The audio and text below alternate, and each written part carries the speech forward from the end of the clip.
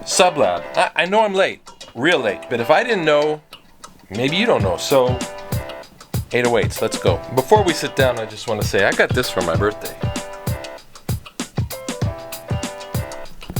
How cool is that? All right, let's get to work.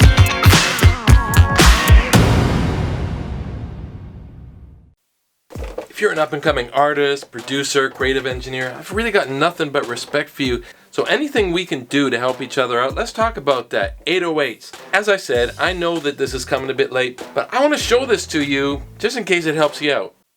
So let's ask 3 questions. Can you make your own subs? Does it come with good presets? And is it worth it? Shout out to my friend Troy who turned me on to this plugin. You can find him on Instagram at MadLuckyMusic. So I just want to do a quick overview because there are lots of good tutorials. In fact, here's one. If you go here, I'm a music mogul. They go through everything and I think it's a really good tutorial. You might want to check that out. I just want to give you a quick overview so you can understand what I like. So say you want to design your own thing. This is a mixer here. You've got a sub section, a sampler section, and then an X sub, which is really like a subharmonic. It's a harmonic enhancer, a harmonic generator. So say you want to make your own thing. Basic generator. Let me turn on this. Okay, so you got your different waveforms. A normal 808 would be a sine wave. Something more aggressive. Saw. Square, even more aggressive. You have an ADSR here, so you can change the attack transient. Let's go back to something like that. Soften the edge of it, which you often want to do if you're working in conjunction with a sample. So sampler, you can go up here. It comes with a whole bunch of stuff in it already. So here is like a 707. Let's turn this up. So you could blend these two.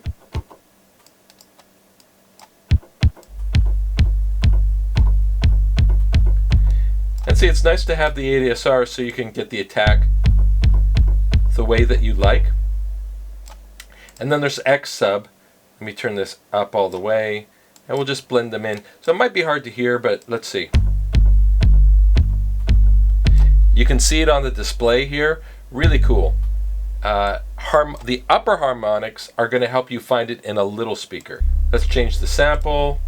Let's go for something completely here. Like this is really super aggressive. So there's a pile of stuff in here where you could design your own stuff and you can throw your own sample in too. So if you've got an 808 that you like, you can certainly just throw it in. Samples, 808.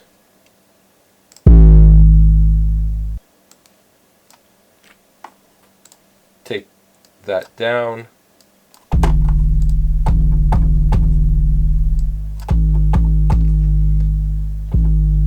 We can track it. So you can track it so that it goes with pitch. If you know what the root note is, if this is not right, you just tell it which note it is. Super simple. So if you want to design your own stuff, it's fast. I really like that because I think it's important that you can get to the sound that works. And there's so many subgenres of 808s that it's important that you can get the vibe that you want, because 808s aren't what they were 10 years ago where it was sort of like one size fits all. This is a different thing. For my style of workflow, I want to find a sound very quickly. So with these presets,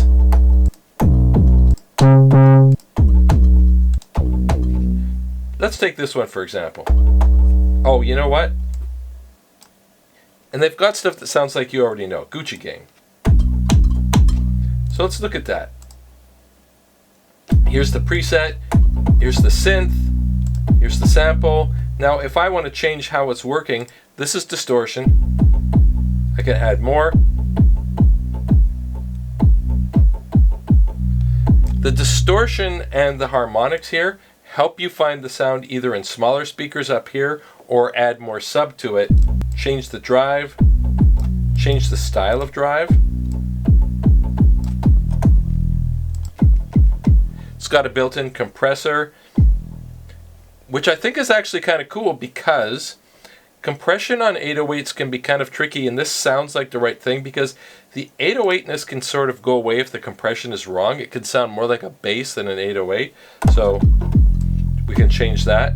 And then something else up in this section here, where you can see all the things that are happening, that I think can make it sound more modern, is the ability to change the width. So if you click here,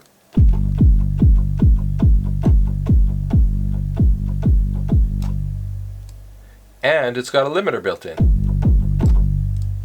It's a cool stylistic choice to be able to spread out the 808, and a lot of people do this to make room in the vocal. I think producers have a good sense of what works, but they can't always find it. I feel like this is a good tool for finding it. Like, it's so fast to go through sounds. I made a little beat here. It's so easy. It's so easy to just try different sounds on it.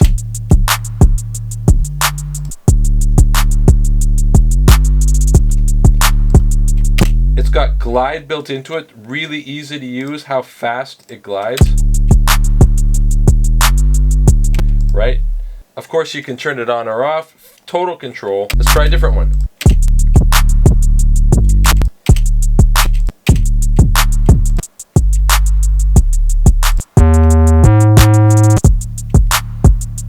So lots of choices. I feel like for whatever I was working on, I could find the sound pretty quick and then adjust it to fit the song, because sometimes you need to adjust like the release time for how you want the song to feel depending on the tempo of the song. With this, it's just so easy.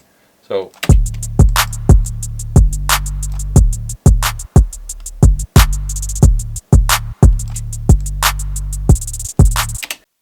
let's talk about those questions. Can you make your own thing super fast? If you're good at creating sounds, this is really easy. If you don't want to be bothered with that, lots of good stuff just to start with. It's easily adjustable. I mean, I have dialed in 808s with this thing faster than anything I've ever used. And number three, is it worth it? It's $40. I don't know about you, but there's lots of times when I've bought sample packs for $40 or more, and it's not near as flexible as this is. If you haven't seen this yet, or if you were sitting on the fence, it's fast, it's cheap. I'm saying, why wouldn't you do this? And if you think discussions like this are cool, it would be awesome if you chime in the comments. If you've got other ideas, other plugins, share with us so we can all learn from each other. And if you'd like to be involved in the conversation, a sub wouldn't hurt, so we can keep the conversation going. See ya.